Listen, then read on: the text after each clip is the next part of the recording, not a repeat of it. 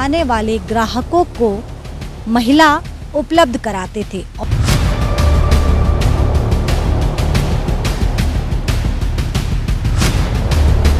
ये गलत अगर हो रहा है तो क्यों हो रहा है? ब्लू माउंटेन मैनेजमेंट को क्या इसकी खबर नहीं है?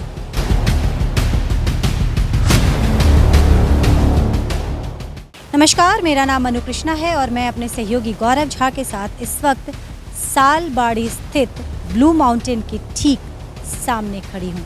अब मैं ब्लू माउंटेन के सामने खड़ी हूँ तो खबर भी ब्लू माउंटेन से जुड़ा ही होगा। सबसे पहले मैं ये खबर आपको सिलसिलेवार तरीके से बता दूं ताकि आपको समझने में कहीं कोई कन्फ्यूजन ना हो। 25 मई की घटना है जब यहाँ पे पुलिस की रेड पड़ी थी। गुप्त सूचना के आधार पे पुलिस को जानकारी मिली थी कि यहाँ पे जिस्म फरोशी का गोरख धंधा चल रहा है। पुलिस ने जब यहाँ पे छापेमारी की तो यहाँ से एक नहीं, दो नहीं, तीन नहीं बल्कि 4 लोगों को गिरफ्तार किया गया, जिसमें एक महिला भी शामिल थी और राजू सरकार नाम के एक व्यक्ति जो सिलीगुड़ी शहर के ही रहने वाले थे, वो यहाँ आने वाले ग्राहकों को महिला उपलब्ध कराते थे और 2 व्यक्ति जो गेस्ट थे जो महिलाओं के लालसा में बिहार से खिंचे चले आए थे सिलीगुड़ी के ब्लू माउंटेन में। अब उसी के बाद 4 से पुलिस ने इन चारों को गिरफ्तार किया था और पुलिस ने इनसे गहन पूछताछ की।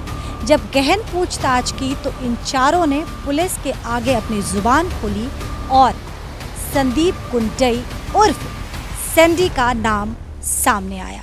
अब संक्षिप्त परिचय मैं आपको सैंडी की भी लगे हाथ बता दूं।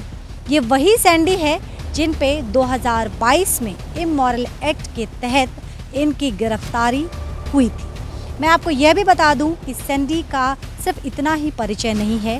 सैंडी के बारे में जो जानकारी हमारे पास प्रशासनिक हवालों से मिली है उसके मुताबिक एक ज़माने में सिटी सेंटर में इनका खुद का स्पा हुआ करता था और उसी स्पा में जब ये कारोबार कर रहे थे तो जानकारी मिली थी पुलिस को गुप्त सूचना के आधार पे कि ये इमोरल एक्ट में इन्वॉल्व है। पुलिस ने पूछताछ शुरू की, छानबीन शुरू की तो सैंडी पे पुलिस की नज़र पड़ी और तमाम सबूत भी सामने आए इमोरल एक्टिविटीज़ की, जिसकी वजह से पुलिस ने उन्हें गिरफ्तार भी किया था। हालांकि किस्मत अच्छी थी और संदीप बेल पे बाहर चले आए। अब एक बार फिर सैंडी का नाम जिस्म फरोशी से जुड़े हुए मसले में सामने आया है। हालांकि आपको बताते चलूँ कि कुछ दिन पहले ये ब्लू माउंटेन जो आप देख रहे हैं, जहां अपने परिवार के साथ आते होंगे और आसपास यहाँ पे ये इलाका भी है, आप देख सकते हैं अपार्टमेंट है, अपार्टमेंट में सभ्य लोग रहते हैं। हालांकि हम ये नहीं कहते कि ब्लू माउंटेन में आने वाले तमाम लोग गलत ही होते हैं, लेकिन ये गलत अगर हो रहा है तो क्यों हो रहा है? ब्लू माउंटेन मैनेजमेंट को क्या इसकी खबर नहीं है? और अगर खबर है तो उनके नाक के नीचे ये तमाम चीज़ें क्यों हो रही है?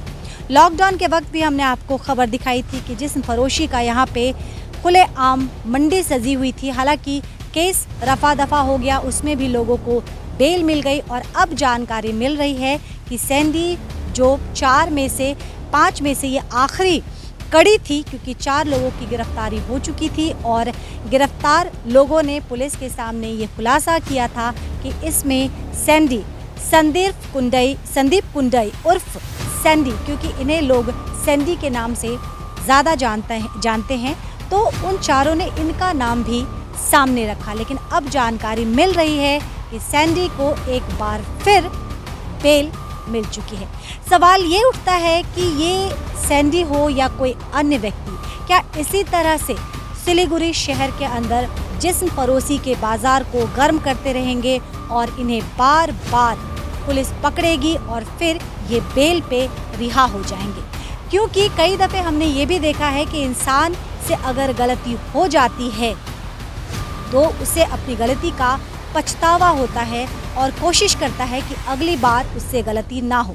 लेकिन सैंडी जैसे लोगों के बारे में आपकी क्या राय है? क्योंकि 2022 में भी सेम इमोरल एक्ट के तहत इसकी गिरफ्तारी हुई थी और अगर वो गलती थी उसकी या अगर वो निर्दोष होता तो चलो बात समझ में आती, वो अपने गुनाह को एक्सेप्ट करते हुए आगे सुधार करने की कोशिश करता। लेकिन 2022 और 2023 यानी कि साल भर के डिफरेंस में एक बार फिर सैंडी का नाम सुर्खियों में है। आखिर क्यों? ब्लू माउंटेन में जितने भी गेस्ट आते हैं, क्या उनका गेस्ट लिस्ट चेक नहीं किया जाता? क्या उनके बारे में तमाम जानकारी उपलब्ध नहीं कराई जाती? क्योंकि अगर आप किसी भी प्रॉपर्टी में जाते हैं, क्योंकि जो गवर्नमेंट के नॉर्म्स है उसके मुताबिक आपको तमाम चीज़ें उपलब्ध करानी पड़ती है। आपको आप किन लोगों के साथ आ रहे हैं, आपके आधार कार्ड, आपके तमाम चीज़ें, ताकि वो एक सुरक्षित माहौल में आए। क्योंकि ब्लू माउंटेन की अगर हम बात करें तो यहाँ पे शादी ब्याह जैसे जश्न भी होते हैं, लोग यहाँ पे परिवार के साथ स्विमिंग के लिए भी आते हैं, छोटे बच्चे भी आते हैं। ऐसे में अगर ब्लू माउंटेन के अंदर जिस्म फरोशी का ये बाज़ार जो चल रहा है, क्यों चल रहा है और किसके शय पे चल रहा है, बार बार रेड होने के बाद भी ब्लू माउंटेन मैनेजमेंट आखिर सतर्क क्यों नहीं हो रही है? क्या डायरेक्ट या इनडायरेक्ट ब्लू माउंटेन भी इसमें इन्वॉल्व है? मैनेजमेंट का भी इसमें कहीं रोल तो नहीं? ये बड़ा प्रश्न है और ये प्रश्न हम नहीं, सिलीगुड़ी की जनता पूछ रही है। क्योंकि पहले दफ़े नहीं है जब ब्लू माउंटेन पे इस तरह का प्रश्न चिन्ह उठा है। अब जब सवाल उठे हैं, जब लांछन लगा है, तो जवाब तो बनता है। सालबाड़ी के जिस इलाके में ब्लू माउंटेन मौजूद है, उस इलाके में मैं कुछ और आपको तस्वीरें दिखा दूं, ताकि अगर कहीं मॉरल सोया हुआ है ब्लू माउंटेन मैनेजमेंट का तो वो जाग जाए। इस इलाके में सौभाग्यवश या फिर दुर्भाग्यवश कई अपार्टमेंट्स भी हैं जहां लोग रहते हैं। इसके अलावा मैं आपको ये भी बता दूं कि कुछ ही दूर पे आप देख सकते हैं चैंपियन। ये एक विद्यालय है जहां पे बच्चे शिक्षा ग्रहण करने जाते हैं। ऐसे में ब्लू माउंटेन की जिम्मेदारी कई गुना बढ़ जाती है। लेकिन जिम्मेदारी के नाम पे ब्लू माउंटेन कर क्या रहा है? सिर्फ और सिर्फ धन की उगाही। क्योंकि अगर जिम्मेदारी का एहसास होता ब्लू माउंटेन मैनेजमेंट को, तो इस तरह की खबरें जो लगातार ब्लू माउंटेन से जुड़ी हुई सामने आ रही हैं, शायद वो नहीं आती। ख्याल रखिएगा, जल्द आपसे दोबारा जुड़ूंगी। देखते रहिए सिलीगुड़ी एक्सप्रेस।